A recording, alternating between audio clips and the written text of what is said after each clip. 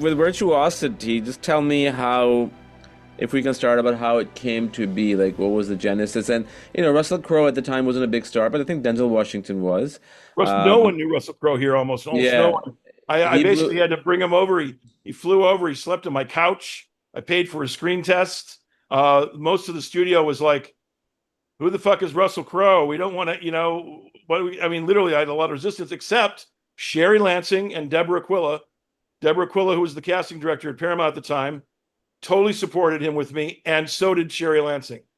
And she said, put him in a screen test with Denzel and let's see how it goes. And Denzel was the final one. He completely said, yes, this guy is amazing. And he supported it. That's how that happened. So it was really me look, I saw a video. Someone sent me a VHS of Romper Stomper, and I was Mm, looking for a villain. And I'm watching him play this skinhead biker that is heinous. I mean, he's heinous. He rapes his girlfriend. And he's beating up Vietnamese people. Like, horrible. And yet you love him. And I'm like, this guy I want to be my villain. And he also had a tremendous masculinity, and you couldn't find that in a lot of the young actors in Hollywood. That's for sure. So it was a time where a lot of people were coming from Australia. And truth is, Russell is actually a Kiwi. He's a New Zealander at the yeah, core. yeah, He plays yeah. he plays an Australian in his life, but and he does it well, by the way. But he had this tremendous presence and this ability to bring fun into the role of Sid 6.7. A lot of what is on the film, by the way, was ad libbed. It was something that I allowed Russell to explore it, and that was one of the most fun parts of the film. As a matter of fact, Denzel constantly expressed jealousy. He's like, I want to be playing his role.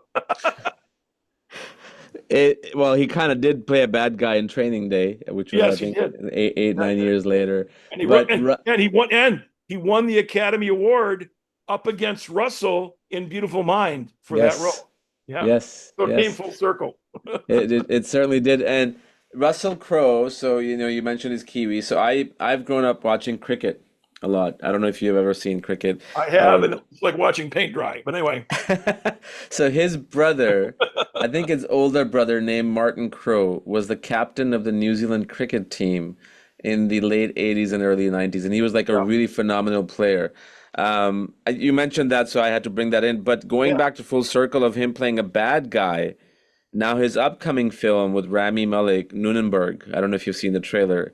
I He haven't seen it plays, yet. yeah, he plays a Nazi officer who's basically being held on a trial, Oh and wow, he plays like with that German accent and everything, and I mean, it looks literally like Virtuosity, but just completely obviously different time periods. right, sure, But sure, the yeah, way he pulls off the evil yeah, character, but at the same time, somebody you can sort of connect to, if you know what I yeah, mean, is yeah. amazing.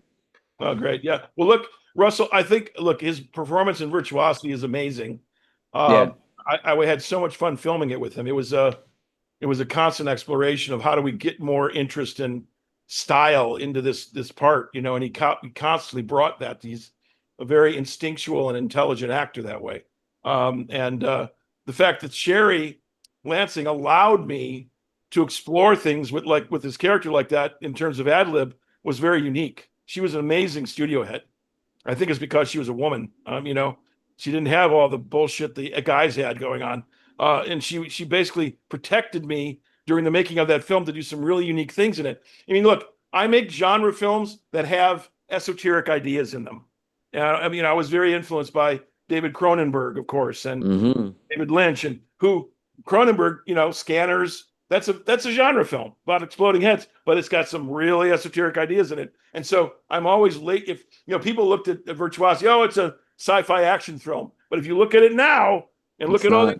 all the ideas in it are something beyond that, and that's what to me is unique about American cinema.